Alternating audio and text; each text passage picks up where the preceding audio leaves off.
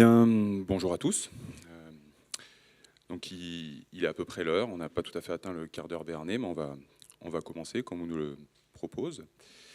Donc je suis Julien Bois, je suis enseignant-chercheur à l'université et je vais donc animer une présentation sur la question de l'activité physique et du mouvement durant l'enfance, durant l'adolescence. Avant de commencer, j'ai deux choses à vous dire, une chose sérieuse et puis une chose un peu plus légère. La première chose, c'est que je pourrais commencer cette présentation peut-être comme d'autres ont commencé, en faisant comme d'habitude, comme si rien ne s'était passé la semaine dernière, vendredi dernier. C'est difficile de faire ça dans ce contexte-là.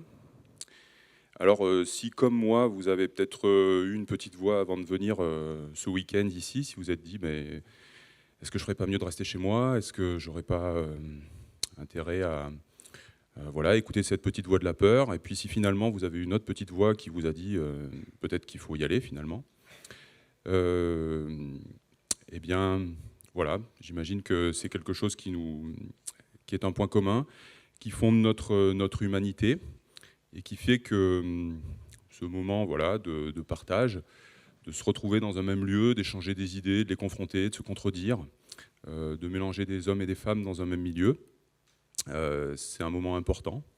Et donc je voulais simplement vous dire que peut-être en réaction à ce qui s'est passé, c'est des moments qu'il faut apprécier, savourer. Et en tout cas pour ma part, je suis extrêmement heureux d'être là aujourd'hui et puis d'essayer de vous parler de ce qui est une partie de mon métier.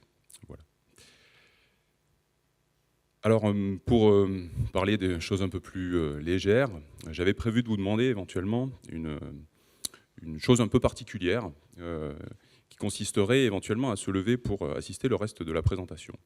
Alors, vu la configuration des lieux, c'est un petit peu délicat, mais si vous gardez ça dans un coin de votre tête, j'espère que ça tiltera avec des choses que je vais essayer de vous présenter aujourd'hui. Voilà. Donc, voilà. Donc je vais commencer en essayant de ne pas tomber dans les travers universitaires. Je vais commencer par quelques informations pour cadrer un petit peu la question qui est posée. La question qui est posée, donc, c'est celle de l'activité physique. Alors, l'activité physique, finalement, pourquoi on ne parle pas de sport? Parce que les gens font du sport, en général, ils ne font pas de l'activité physique. En tout cas, c'est comme ça qu'on parle. Pourquoi on utilise ce terme? Parce qu'en fait, on essaye d'avoir une vision beaucoup plus large. Donc, je vous ai mis une petite définition, c'est la déformation professionnelle. Donc, l'activité physique, c'est tout ce qu'on fait dès l'instant où on met notre corps en mouvement. Et donc, forcément, ça dépasse les activités traditionnelles, comme la course, comme les jeux, les sports collectifs, et ça englobe finalement tous les gestes du quotidien, que ce soit la marche, par exemple, donc nos moyens de nous déplacer, mais aussi toutes les activités du quotidien, le jardinage, le ménage, et j'en passe. Donc, ce dont on va parler aujourd'hui, c'est une vision assez large, finalement, de l'activité de notre corps, qui ne se cantonne pas à une activité sportive organisée, qu'on fait dans un club avec un règlement particulier, mais on va essayer d'aborder la question du mouvement humain dans sa globalité et puis des effets que ça peut avoir, entre autres choses, sur notre santé. Voilà. Alors, notamment un de ces effets ou une des problématiques à laquelle on va s'intéresser, c'est la question de la sédentarité.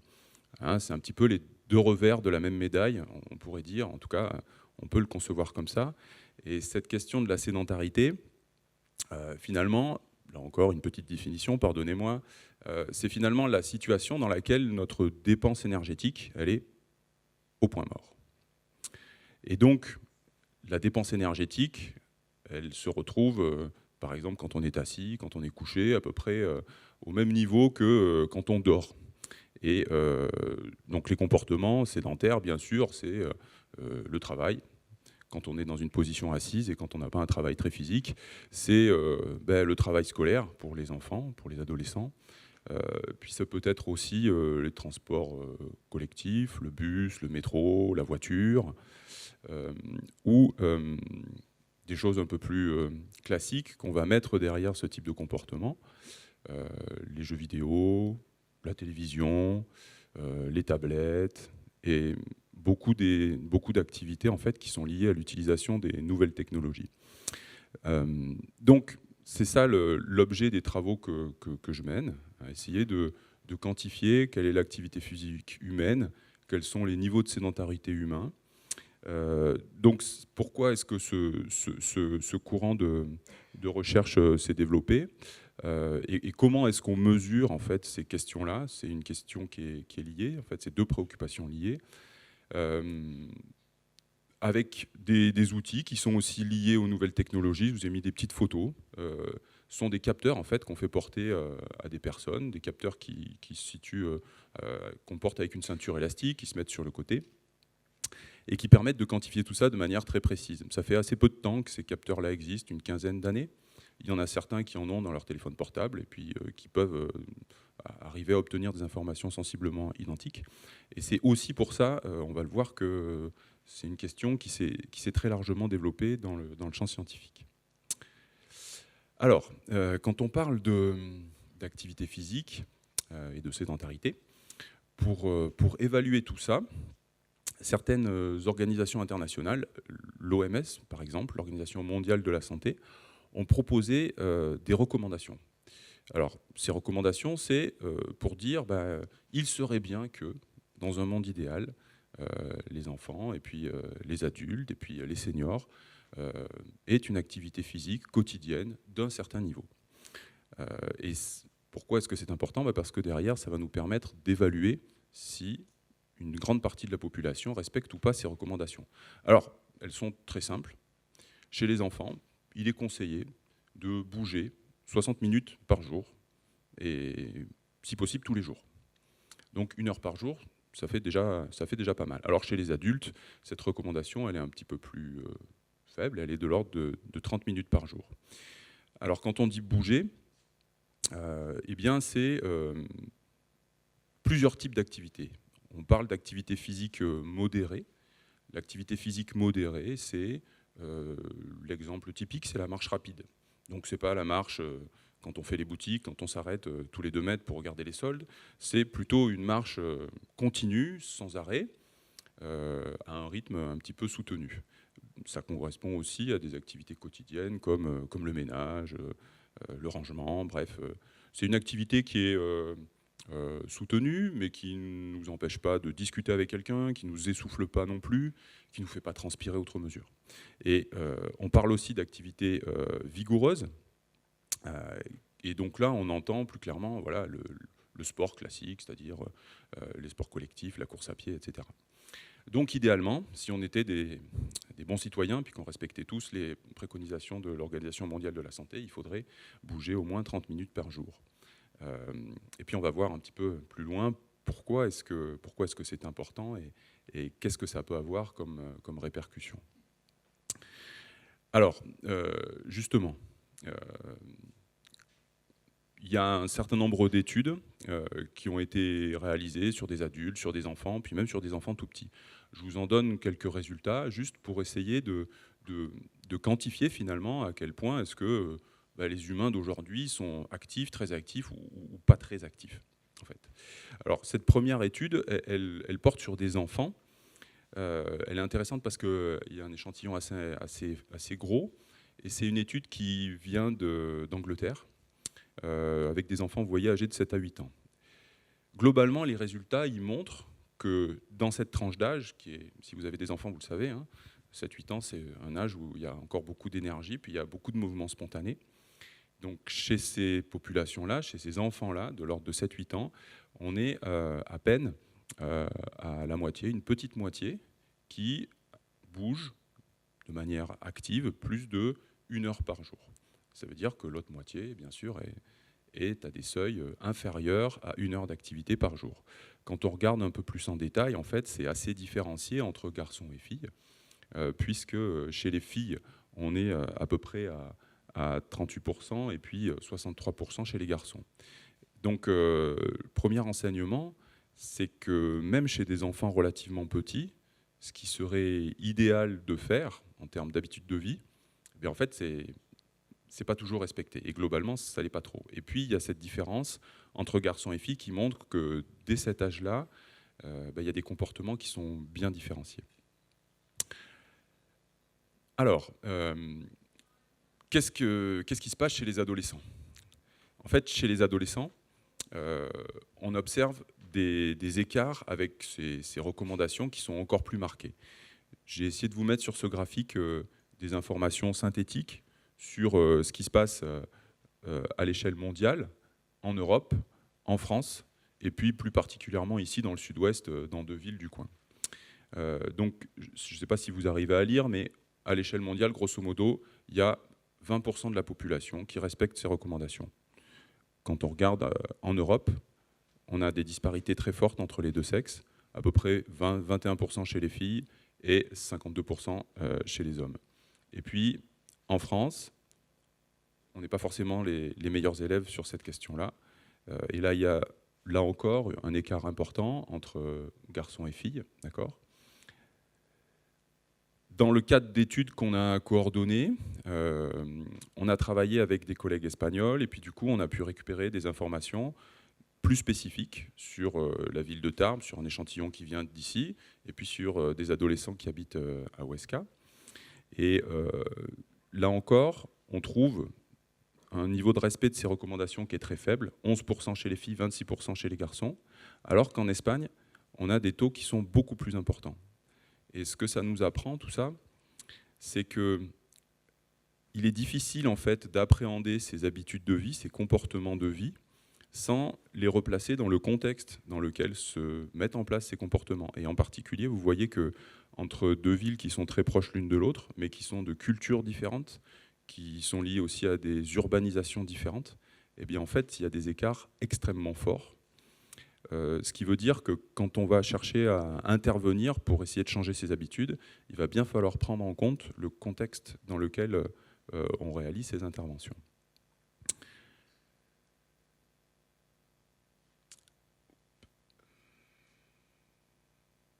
Voilà. Alors, donc je suis en train de vous expliquer finalement que nos enfants, nos adolescents sont peut-être un petit peu flemmards, ou en tout cas qui ne bougent pas autant qu'avant, pas autant que nous quand on était enfants. Est-ce que nous, à cette époque-là, on était déjà encore actifs? C'est peut-être pas sûr. Je vous donnerai un petit peu plus loin des informations là-dessus. Mais ce qui est clair, c'est que ces habitudes, en matière d'activité physique, elles ont des répercussions sur notre santé. Et c'est en partie pour cette raison qu'il y a désormais des recommandations internationales qui disent attention, pour rester en bonne santé, il faut essayer d'être au-dessus de ces 30 minutes par jour pour l'adulte et 60 minutes pour les adolescents. Alors ça a des répercussions d'abord sur la condition physique. Donc ça, c'est un petit graphique qui est intéressant parce qu'il résume de manière très simple la situation sur plus d'une cinquantaine d'années, 40 ans, pardon, depuis les années 60 jusqu'aux années 2000. En fait, pour faire simple, il existe des tests de capacité physique assez standardisés qu'on peut comparer d'un pays à l'autre. Et donc, c'est une étude qui a compilé tout un tas de données de plein de pays différents, puis sur une échelle de temps très importante. Et donc, quand on fait la moyenne de ça, ce qu'on observe, c'est qu'en 1960, le niveau des adolescents, en termes de capacité physique, c'est surtout pour de l'endurance, donc la capacité à courir longtemps et puis à pas trop s'essouffler, on était là. Ensuite, ça a monté jusque dans les années 70. Donc, il y a eu une amélioration. Et puis, depuis, ben, vous voyez comment ça fait. Ça fait que descendre. Et les données s'arrêtent au moment de la publication, à peu près en 2006, 2007. Et puis, si on continuait la courbe, on serait sur les mêmes bases. Donc, une des premières répercussions que ça a, ce manque d'activité physique dont je venais de parler, ben, c'est d'abord que notre corps, si on ne l'utilise pas, ben, il est moins efficace, il est moins endurant, il est moins fort, et il court moins vite, il saute moins haut. Ça, c'est une des premières conséquences. Ensuite, évidemment, ce comportement-là, il a aussi des effets un peu plus préoccupants, un peu plus gênants sur les affections de longue durée, c'est-à-dire, c'est ce qu'on appelle les maladies de société, les maladies liées à un mode de vie. Alors, c'est pas très réjouissant, là encore, mais rassurez-vous, après, il y aura des informations un peu plus positives. Qu'est-ce qu'on observe? On observe que, et ça c'est un rapport de l'OMS qui le raconte, 30% des maladies cardiovasculaires viennent ou viendraient, selon la confiance qu'on accorde aux publications scientifiques, d'un manque d'activité physique. Alors, maladie cardiovasculaire, c'est tout ce qui est insuffisance cardiaque, infarctus, etc. 27% des cas de diabète de type 2, 25% des cancers. Alors, on ne parle pas de tous les cancers, de certains types. Il y a de fortes chances pour que ça s'applique aussi aux autres types de cancers. Et inversement, l'activité physique est un facteur de protection contre, là aussi, énormément de pathologies. Alors, pour citer celles pour lesquelles il y a le plus de preuves, les maladies coronariennes, encore ces problèmes cardiaques, mais quelque chose de plus surprenant, la dépression. L'activité physique est un très bon moyen de lutter contre cette maladie, autant avant qu'elle s'installe que lorsqu'elle s'est installée. C'est aussi un facteur de protection contre le diabète, contre l'hypertension, mais aussi contre le cancer, les AVC, contre l'ostéoporose, le surpoids, l'obésité. Donc, pour résumer, toutes ces maladies qui sont issues en grande partie en fait, du mode de vie moderne, d'accord, de notre alimentation, peut-être de notre manque d'activité physique, du stress qu'on peut ressentir dans la vie quotidienne, du fait de notre travail, du fait des transports. Toutes ces maladies, elles peuvent être limitées quand on adopte des comportements un petit peu plus sains.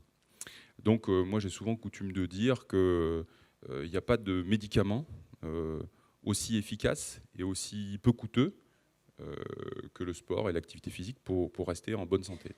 Alors c'est une chose de le dire, puis après c'en est une autre d'appliquer ça en termes d'habitude de vie. Alors, dernière diapo, toujours sur ces effets, là encore pas très positifs. Quand on essaye de compiler des données à l'échelle mondiale, eh bien, sur les causes de mortalité, pour les maladies non infectieuses, et donc là encore on parle de ces maladies de société, l'activité physique c'est le 4e facteur de risque. Donc à peu près, donc vous voyez, 6% des décès dans le monde qui sont attribuables à ce manque d'activité physique. Derrière, d'autres facteurs de risque comme l'hypertension, le tabagisme ou l'excès de glucose dans le sang. Alors vous avez peut-être entendu parler quelque temps d'une étude qui disait que le manque d'activité physique, la sédentarité, tuait davantage de monde que le tabac. Il y a débat en fait entre certains chercheurs, entre certaines études. Il faut, pour se donner un ordre de grandeur, il faut imaginer, il faut comprendre qu'on est à peu près sur les mêmes chiffres. C'est-à-dire qu'il y a à peu près autant de gens qui meurent du tabagisme que de gens qui meurent parce qu'il y a une activité physique insuffisante. Ça, c'est à l'échelle mondiale. Donc c'est simplement pour essayer de quantifier l'importance de chacun de ces facteurs de risque.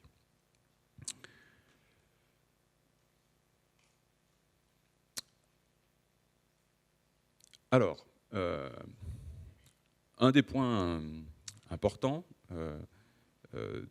de ce que je vais vous raconter aujourd'hui, c'est justement cette distinction qu'on peut faire entre être actif et être sédentaire.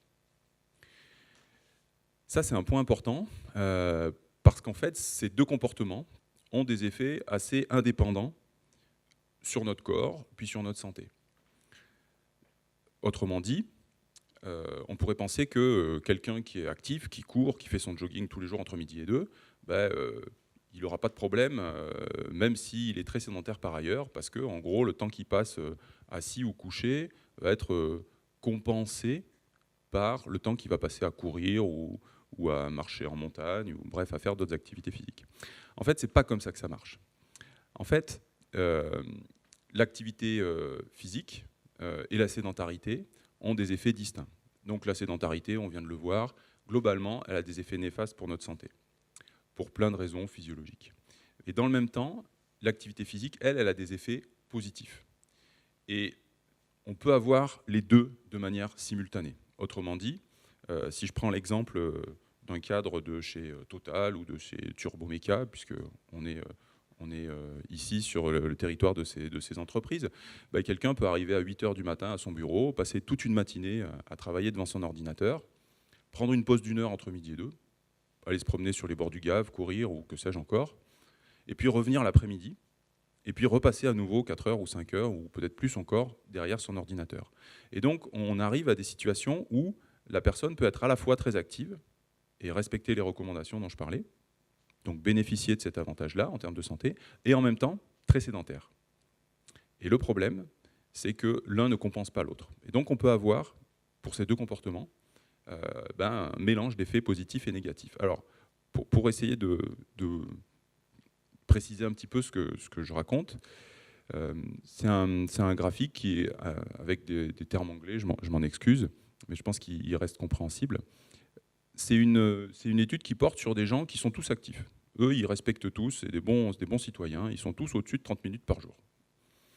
Et puis, ces gens-là, on a mesuré avec les capteurs dont je parlais tout à l'heure, les niveaux de sédentarité. Comme c'est des capteurs assez précis, on peut compter le nombre de fois que, par exemple, le temps qui est passé assis s'interrompt.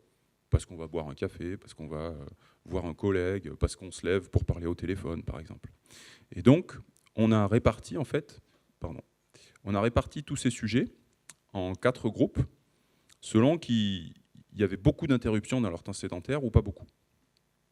Et donc, qu'est-ce qu'on observe ? Eh bien, c'est qu'en fait, entre ceux qui interrompent très peu leur temps sédentaire et puis ceux qui l'interrompent beaucoup, ça se manifeste directement par cet indicateur qui est là, qui est tout simplement le tour de taille.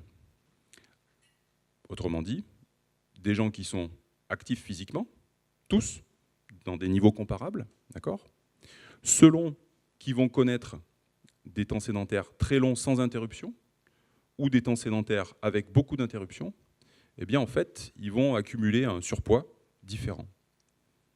Ce qui donc prouve bien que voilà, la sédentarité, c'est un problème, mais en fait, on peut lutter contre, au moins partiellement, en faisant des pauses, en fait, en se levant, en allant faire quelque chose, en allant boire un café, ou même en travaillant debout. Alors, justement, c'est une des options qui est en train de se développer, puisque ces résultats-là, qui sont pas tout récents, qui datent déjà de quelques années, ils commencent à être intégrés, notamment dans les pays anglo-saxons. Alors, par exemple, si vous cherchez, vous avez des entreprises qui fabriquent maintenant des postes de travail actifs comme ça. Donc vous achetez un bureau, et puis couplé au bureau, il y a le tapis de course ou 2 marches dessous. Alors, est-ce que c'est une stratégie commerciale ? Est-ce que c'est réaliste de taper sur un écran tout en marchant ? On imagine qu'on doit un petit peu, comme parfois, se casser la figure ou se tromper de touche. Alors, de manière peut-être un peu plus réaliste, vous avez des postes de travail comme ça qui sont réglables. Donc les gens peuvent travailler assis, puis quand ils en ont marre, ils peuvent monter la table et puis travailler debout. Et ça, on y reviendra, mais c'est un élément important. Alors, j'aime bien cette diapo parce qu'on pourrait croire que c'est juste 2 gens qui marchent. En fait, non. En fait, c'est une réunion de travail. Mais on ne le voit pas parce que les gens sont en train de marcher. Et donc, c'est le principe de la réunion mobile ou de la réunion itinérante. Ça aussi, c'est des pratiques qui se développent. C'est tout simple, c'est tout bête. Mais après tout, pourquoi ne pas discuter en marchant ? Ça ne coûte pas plus cher, ça fonctionne tout aussi bien. Et puis, ça permet d'avoir ces interruptions-là dans ces moments importants qu'on va passer assis. Alors, j'ai parlé aussi de l'organisation des classes. C'est vrai que c'est des résultats qui interrogent beaucoup notre organisation scolaire. Alors, j'ai volontairement mis une diapo qui date un petit peu, plutôt de mon enfance ou de la vôtre peut-être. Ça se voit un petit peu avec les vêtements et puis avec la tenue de l'instit aussi. Aujourd'hui, sans doute que l'organisation des classes est différente. Il n'y a pas que des bureaux comme ça, serrés les uns les autres, qui ne permettent pas le mouvement. Il y a souvent des ateliers dans lesquels les enfants peuvent se rendre pendant la classe. Mais il est clair, malgré tout, qu'une des premières fonctions de l'institution scolaire, c'est finalement d'apprendre à rester assis derrière une table. Puisque le temps qu'on passe dans cette situation est très très important. Et donc il y a peut-être probablement un moment où il faudra qu'on se questionne sur les effets que cette organisation a. Sachant qu'il y a d'autres pays où, bien sûr, il y a toujours des tables et des chaises, mais l'organisation du travail, puis la circulation des élèves dans les classes est peut-être pensée différemment, avec un peu plus de mobilité. Et l'autre chose que je ne peux pas m'empêcher de mentionner, c'est peut-être que quand les enfants ont du mal à rester sur la chaise, et que ce soit à la maison ou dans les écoles, on leur dit mais reste tranquille, c'est peut-être tout simplement un réflexe naturel qui n'est pas si mauvais au final. Alors, je parlais tout à l'heure de la sédentarité puis de comportement sédentaire. En fait, c'est un terme, comme je l'ai évoqué tout à l'heure, qui est pluriel et qui renvoie à des choses très différentes. Alors, beaucoup d'études ont travaillé sur la télé. La télé, c'est un des comportements sédentaires par excellence. Alors en plus, il s'accompagne souvent d'une alimentation qui n'est pas optimale, on va dire. Donc ça, c'est un premier type. Bien sûr, le temps de travail, j'en ai déjà parlé, mais le temps passé en position debout peut aussi être interprété, ou pas, comme un temps sédentaire. Alors, en réalité, on s'est rendu compte que cette station debout, même quand on ne bouge pas, eh bien, elle a des effets bénéfiques sur la santé. Pourquoi ? Parce que par rapport à la station assise, il y a tout un tas de contractions musculaires qui sont mises en jeu pour rester debout et qui font que les effets néfastes de la station assise diminuent. Une des conséquences de ça, c'est qu'aux États-Unis, par exemple, au Canada, eh bien, il y a des campagnes qui se sont développées avec ce type de slogan. Le temps assis, attention, c'est la cigarette du XXIe siècle. Et puis vous trouvez tout un tas d'images de ce type-là qui, en fait, rendent compte d'une prise de conscience qui, pour l'heure, est probablement assez éloignée dans notre société puis dans notre mode de vie. Donc,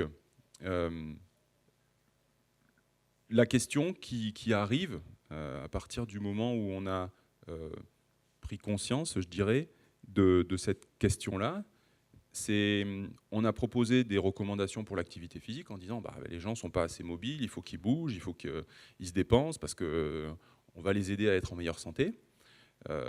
Mais c'est une recommandation positive où on essaye d'encourager un comportement qui est sain. Est-ce qu'à un moment donné, les pouvoirs publics pourraient se positionner par rapport à des comportements qui sont clairement identifiés comme n'étant pas des comportements sains ? Dans les pays anglo-saxons, là encore, sur la télévision par exemple, il y a des associations, des organismes nationaux qui sont positionnés, puis qu'on dit pas plus de 2 heures par jour pour la télévision. D'accord ? Donc maintenant, on a des études qui évaluent si on respecte ou pas ces recommandations. Et évidemment, je vous laisse imaginer les résultats, on est souvent assez loin au-dessus des 2 heures par jour. Il se pose la même question sur le temps assis. Finalement, est-ce qu'on pourrait imaginer que l'OMS dise un jour, oula, attention, dans l'organisation du travail, il ne faut pas que les gens restent assis plus de 2 heures sans pause, ou plus de 1 heure et demie. Ce n'est pas encore bien identifié. La fréquence avec laquelle il faudra avoir ces pauses-là. C'est une question délicate, parce que si jamais un jour une organisation internationale se positionne comme ça, évidemment, ça aura des répercussions sur l'organisation du travail, et puis on peut imaginer qu'il y aura un certain nombre de lobbies ou de pressions pour éviter ce genre de prise de position. Là encore, parce que ça impliquerait peut-être beaucoup de changements dans l'organisation de notre vie quotidienne.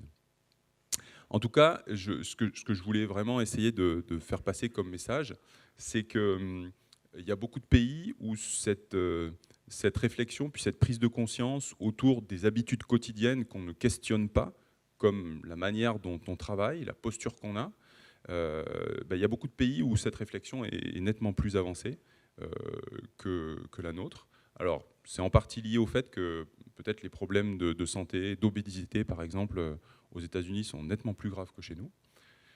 Comme souvent on suit la route des États-Unis, voilà, ça pourrait être intéressant d'anticiper un petit peu avant que ces problèmes-là ne deviennent plus importants. Alors, une des questions à se poser, parce que du coup on arrive à la fin de cette partie avec un constat qui est quand même pas très positif, un petit peu alarmant, mais rassurez-vous, il y a aussi des bonnes nouvelles.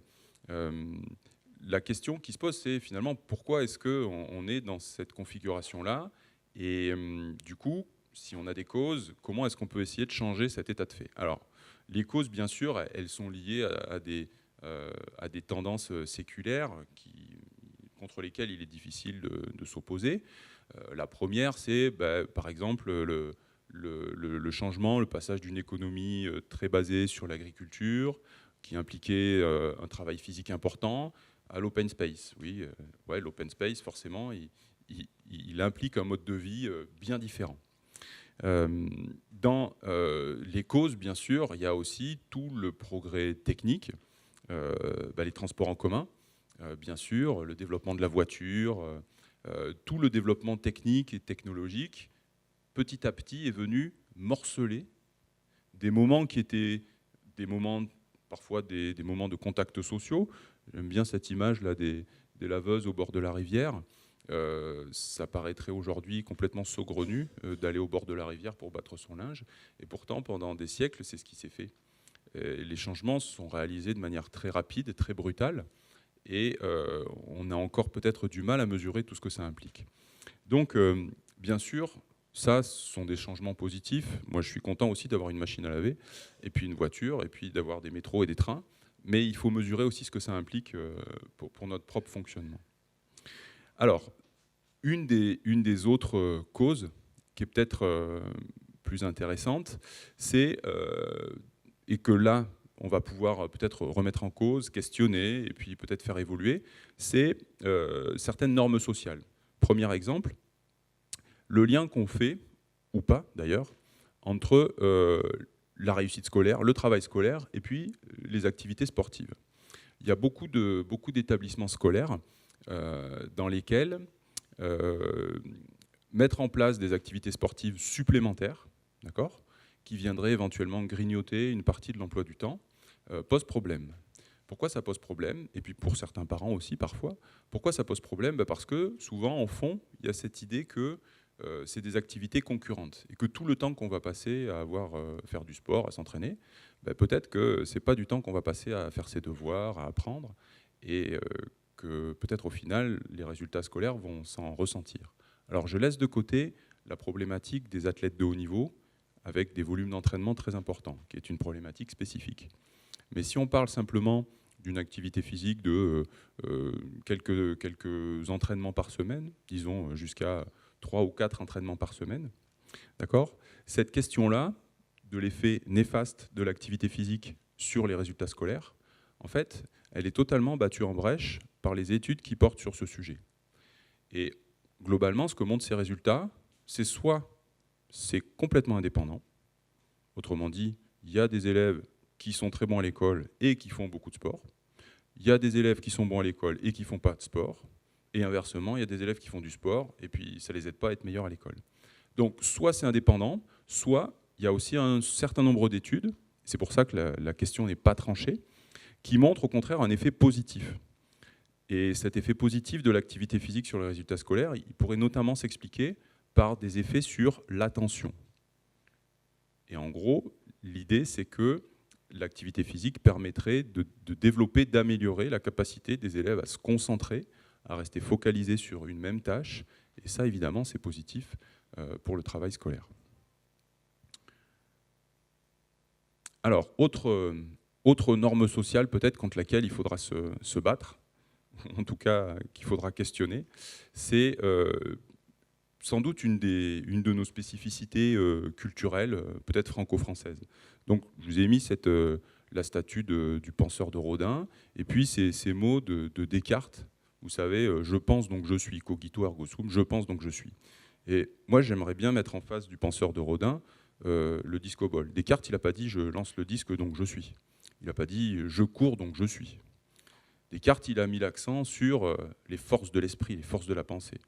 Et puis, quand on mélange ça avec l'héritage religieux, qui a un petit peu diabolisé le corps malgré tout, eh bien on arrive en fait à une vision très étanche entre le corps et l'esprit. Et on est dans une culture, dans une société où ce qui est davantage valorisé, c'est les forces de l'esprit, c'est la réflexion, c'est l'intelligence, c'est la capacité à produire des pensées intellectuellement complexes. D'accord ? Et inversement, tout ce qui concerne le corps est souvent un petit peu soit déconsidérés, soit clairement dévalorisés. Juste un exemple.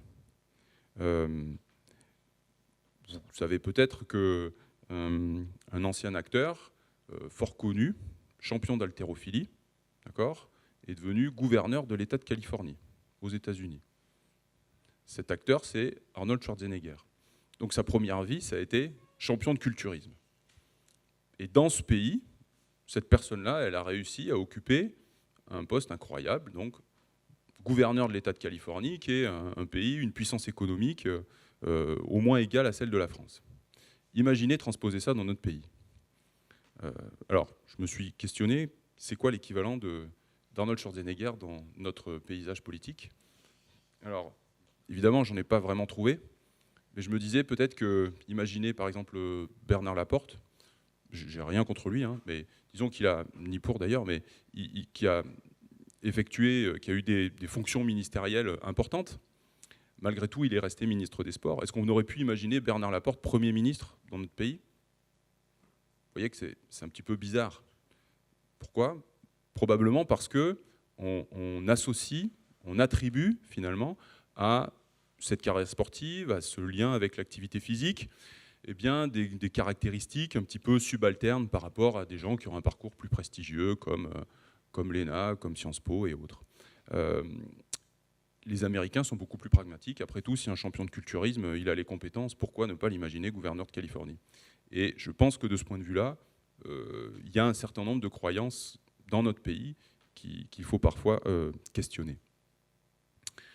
Alors, un autre phénomène qui peut expliquer pourquoi est-ce que ce champ du mouvement corporel et de l'activité physique, il est un petit peu mis à mal dans notre mode de vie, c'est ce qu'on appelle l'accélération. Alors l'accélération, c'est un terme qui a été proposé par un sociologue allemand qui s'appelle Hartmut Rosa, qui a écrit un livre en fait, qui porte ce titre, hein, donc l'accélération, une critique sociale du temps. Qu'est-ce qu'il raconte, cet homme-là? Alors c'est un essai qui date de 2010, donc qui a déjà 5 ans, qui est extrêmement éclairant. L'idée principale du livre, qui est un petit peu symbolisée là, dans cette figure, puis on prendra peut-être d'autres exemples, c'est que quand on regarde au cours des siècles passés, une des caractéristiques principales de l'évolution sociale, c'est justement ce processus d'accélération. Il donne l'exemple ici, je ne sais pas si on arrive bien à lire, de la représentation du monde en fonction des vitesses de déplacement des moyens de transport de l'époque. Et donc, sur la première image ici, c'est lorsque les gens pouvaient se déplacer uniquement avec des chevaux et puis des diligences ou par bateau, d'accord, à partir du XVIe siècle. Et la vitesse moyenne de déplacement, elle était de 16 km/h. Et puis, un peu plus tard, quand s'est développée la propulsion à vapeur, aussi bien pour les bateaux que pour les locomotives, on est passé à 100 km/h. Et du coup, la vision du monde réduit d'autant parce que le déplacement est plus rapide. Et quand on passe à l'avion, c'est encore une autre révolution. Et quand on passe à l'avion à réaction, plutôt qu'à l'avion à hélice, c'est encore un rétrécissement de l'espace. Finalement, ce que dit Rosa, c'est que l'évolution technologique dans les moyens de transport, mais aussi par rapport aux nouvelles technologies, par rapport aux puissances de calcul et aux outils dont on dispose au quotidien, elle nous permet d'envisager des possibilités presque infinies. On peut choisir, en l'espace d'un week-end, d'aller à Londres, voire à New York, devant son ordinateur, on peut regarder le dernier film, on peut rencontrer des gens, on peut discuter avec des gens. Toutes ces évolutions techniques ouvrent l'univers de nos actions à chaque seconde de notre existence. Sauf que le temps qui est disponible pour accomplir toutes ces actions, reste le même. Si bien que, ce que dit Rosa, c'est que l'homme moderne, en fait, il a tellement de possibilités devant lui qu'il a tendance à les accumuler les unes après les autres en se disant si je ne fais pas ça, c'est dommage, j'ai la possibilité de le faire, pourquoi ne pas regarder ce film-là? Pourquoi ne pas envisager tel ou tel voyage? Et il tombe dans une espèce de course permanente à l'activité pour profiter finalement de toutes ces opportunités qui sont offertes dans le monde moderne. Évidemment, ça revient finalement à accumuler un nombre de tâches de plus important pour un temps qui reste le même. Et c'est cette sensation qu'on a finalement d'être toujours pressé, d'être toujours à passer d'une activité à l'autre en se disant c'est pas possible, j'ai jamais le temps de faire les choses. C'est ce phénomène qu'il appelle justement l'accélération. Et c'est finalement un basculement dans un mode de vie où on cherche toujours à rentabiliser le temps qu'on a. Parce que, évidemment, il y a plein de choses possibles. Alors, qu'est-ce que ça a comme conséquence pour ce qui nous intéresse ? Eh bien, entre autres choses, que, encore plus qu'avant, il faut gagner du temps. Il faut gagner du temps, et donc ça nous pousse parfois à prendre une voiture plutôt qu'à marcher. Ça nous pousse parfois à faire plusieurs activités en même temps. Donc marcher, écouter de la musique, marcher, lire, prendre des transports, lire en même temps. Et si bien que ce temps, qui peut être justement un temps de promenade, un temps pour profiter de l'extérieur, un temps pour courir, un temps pour soi, se réduit et peut remettre en cause justement ces activités de loisirs, ces activités sportives qui deviennent un moment empilé sur d'autres moments. Un des éléments que je trouve particulièrement pertinent par rapport à ce que dit Rosa, qui vient justifier, qui vient démontrer la pertinence de son analyse, c'est le développement de la méditation. Si vous lisez des hebdomadaires ou même des journaux, on parle beaucoup de cette activité qui se développe. De plus en plus de gens méditent. Alors on a des guides, des ouvrages comme ça qui sortent sur l'intérêt de la méditation. C'est quoi méditer en fait ? C'est se concentrer sur sa respiration, sur certaines pensées, et puis ne rien faire d'autre. Donc on est assis, on est couché, on écoute une petite musique, et on fait que penser, que se concentrer sur une seule et même chose. Pourquoi est-ce que ça se développe ? Probablement parce que c'est une forme d'antidote, une forme de remède à ce processus d'accélération. Avec un paradoxe qui est que ce n'est pas parce que vous allez inclure 30 minutes de méditation dans votre journée que vous allez ralentir le reste du temps.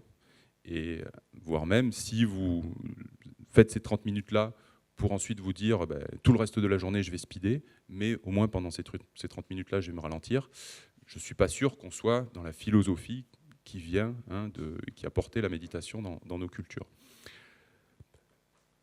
Donc, là encore, peut-être une croyance, quelque chose à faire évoluer.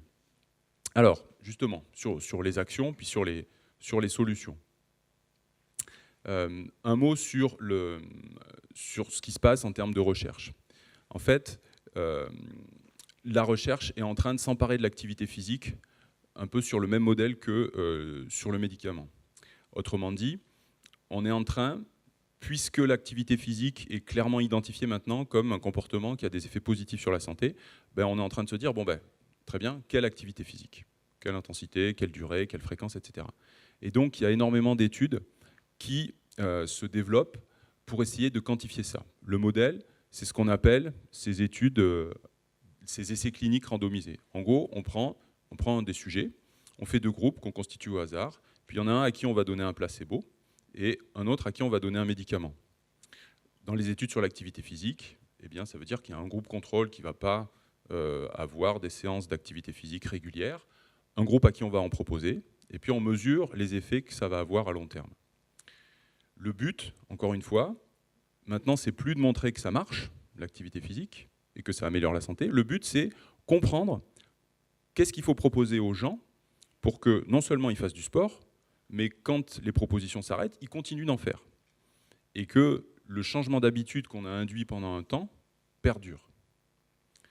Donc simplement, pour vous donner une idée de ce que ça peut signifier dans la littérature scientifique, ça, c'est un graphique qui compte le nombre d'études dans lesquelles vous trouvez ces termes-là, activité physique et ces cliniques randomisées.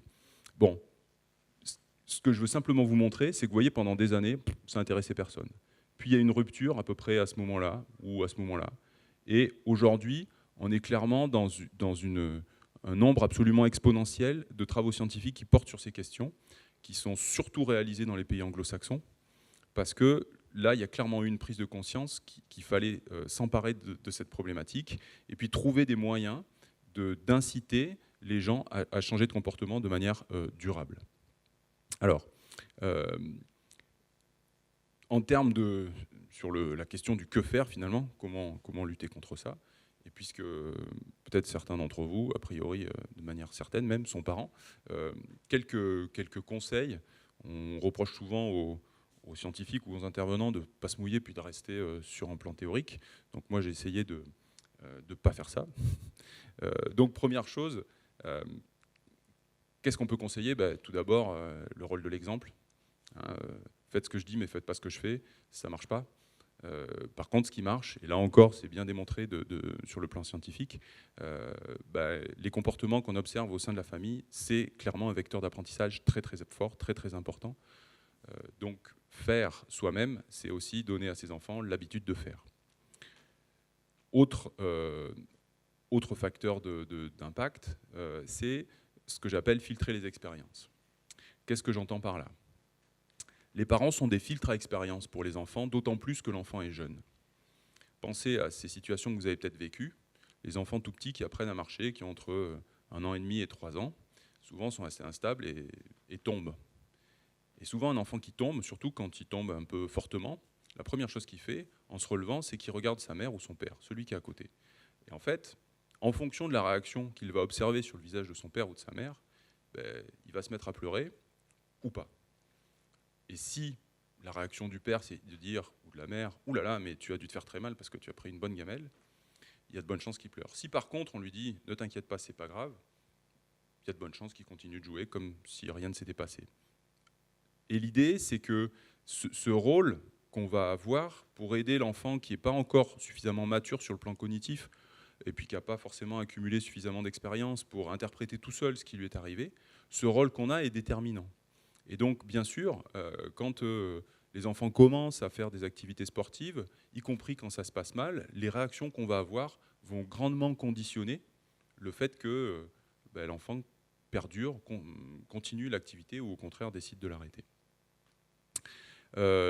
Autre point que je voulais aborder, souvent les parents disent « Ah, mais il n'est pas motivé. Mon enfant, il n'est pas motivé pour aller faire du foot, du basket, du rugby. » Alors, ça pose la question de c'est quoi motiver finalement? Comment on fait pour motiver ces enfants pour leur travail scolaire, pour leur activité sportive ou autre? Alors, quelques clés. L'idée, c'est que la motivation humaine, elle est basée sur trois besoins. Et qu'en fait, motiver quelqu'un, ça va consister à nourrir ses besoins. Le premier besoin, c'est le besoin de compétence. Une activité, elle est motivante parce qu'elle nous permet de nous sentir bons, de nous sentir doués. Et vous voyez, le petit chat qui se voit comme un lion, clairement, il a une image de lui-même qui est très positive. Si l'activité qui est vécue par l'enfant lui permet ça, lui permet de faire l'expérience d'une certaine réussite, forcément, c'est une activité motivante. Et de ce point de vue-là, le rôle des parents, dans les renforcements qu'ils vont pouvoir donner, en disant « oui, c'est bien, tu vois, tu réussis des choses », ça, c'est quelque chose qui est tout à fait déterminant. À cet égard, un des changements qu'on doit opérer dans nos habitudes, c'est notamment féliciter quand les choses sont bien faites, plutôt que relever systématiquement celles qui sont mal faites. Autre besoin, ce qu'on appelle le besoin d'appartenance sociale, qui renvoie au besoin qu'on a d'être en relation avec d'autres. Une activité, elle est motivante parce que je suis en présence de personnes que j'apprécie, j'ai du temps d'échange avec eux, et du coup, l'activité a une autre valeur, au-delà de la simple pratique. Et puis troisième besoin, le besoin d'autonomie. On est motivé lorsqu'on a pu soi-même faire le choix de faire quelque chose. Dans la petite image, on imagine bien que le petit garçon qui est à côté de son papa, le papa n'a pas l'air très commode. On se demande si le petit garçon il a eu la possibilité de lui dire qu'il n'avait peut-être pas très envie d'aller au stade ce jour-là. Peut-être que non. Donc là encore, motiver, c'est aussi laisser du choix, et ce n'est pas imposer. Donc, j'avais prévu quelques conseils pour aller au bout de la démarche. Et là encore, pour ne pas rester sur des considérations uniquement théoriques, comment on peut encourager ces enfants à être actifs? Eh bien, c'est le valoriser, comme je le disais tout à l'heure, valoriser, sous réserve que ce soit justifié, bien sûr, mais essayer plutôt de voir le verre à moitié plein que le verre à moitié vide, et autrement dit, renforcer les comportements positifs, les bonnes notes, les réussites sportives, et pas s'intéresser simplement à ce qui ne marche pas. Bien sûr, s'investir temporellement, c'est-à-dire emmener, passer du temps, regarder, s'investir affectivement, ça veut dire témoigner son intérêt, discuter, poser des questions, y compris quand on rentre tard le soir. Bien sûr, ne pas mettre la pression au résultat, même si c'est quelque chose qui peut nous faire vibrer en tant que parents, ben, elle est extrêmement contre-productive, parce que là encore, on détourne l'enfant de l'activité en elle-même. Ne pas être, là aussi, directif, ne pas imposer des choses pour essayer de respecter ce besoin d'autonomie dont je parlais tout à l'heure. Et puis, accepter enfin que, eh bien, quand l'enfant sort de la famille, en fait, il est dans un espace de liberté où il va se soustraire au regard de ses parents. Il va expérimenter peut-être une manière d'être différente. Et parfois, les enfants n'aiment pas trop que leurs parents viennent regarder ce qui se passe dans leur club de foot ou de rugby. Et puis, c'est peut-être des choses à respecter, parce que ça lui permet donc d'expérimenter une autre manière d'être. Alors, je continue sur quelques solutions. Cette fois, peut-être à un niveau un peu plus général, un peu plus macroscopique. Qu'est-ce que peuvent envisager les pouvoirs publics?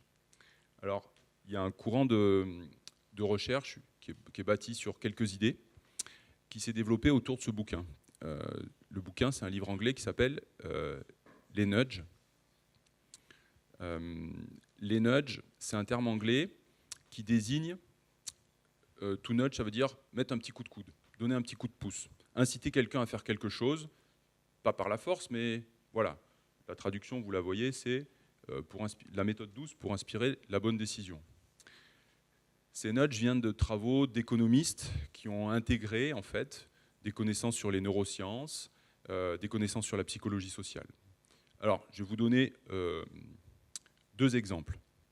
Un premier exemple, c'est un exemple qui s'est déroulé dans des cafétérias, dans les établissements scolaires, où on s'est rendu compte qu'en changeant l'organisation de la nourriture, et par exemple en mettant les desserts à la fin de la chaîne plutôt qu'au début de la chaîne, eh bien on pouvait modifier fortement la composition du plateau des étudiants qui passaient dans la cafétéria. C'est tout simple, d'accord ? Et pour autant, ça a des effets importants en termes de comportement alimentaire. Ça change la ration calorique, ça change la nature de ce qui est mangé. D'accord ? L'idée des nudges, en fait, c'est d'induire un comportement de manière un petit peu manipulatrice, mais bienveillante. Alors, un autre exemple qui me fait beaucoup rire, c'est celui-ci. C'est ce qu'on pourrait appeler finalement l'urinoir de Deschamps. Je ne sais pas si vous voyez ici, là. C'est un urinoir, donc, et puis dans lequel il y a une petite cage de foot. Vous voyez ? Alors, Deschamps, parce que c'est l'entraîneur de l'équipe de France de foot, bien sûr. Alors, où c'est qu'il y a un nudge là-dedans? Eh bien, en fait, on s'est rendu compte que dans les urinoirs pour messieurs, quand on met un repère, parfois c'est une petite mouche, parfois donc c'est une cage de foot comme ici, eh bien, on arrive à faire baisser de plus de 80%, vous savez, les mauvaises directions. Hein. Donc, c'est trivial, mais en même temps, ça a des effets importants sur l'entretien des toilettes. Et donc, c'est tout simple. Et en même temps, quand on rentre dans les processus, c'est éminemment complexe parce que ça renvoie à des traitements de l'information qui sont plus ou moins automatisés chez l'homme. Et là, en l'occurrence, le fait d'avoir une petite cible, ça oriente l'attention et sans qu'on s'en rende compte, eh bien, on est plus précis. Tant mieux. D'accord ? Donc, les nudges, c'est ça. C'est finalement comment est-ce qu'on peut orienter le comportement humain sans le contraindre, puisque l'éventail des choix reste ouvert. Dans la cafétéria, vous pouvez toujours prendre 3 desserts si vous voulez.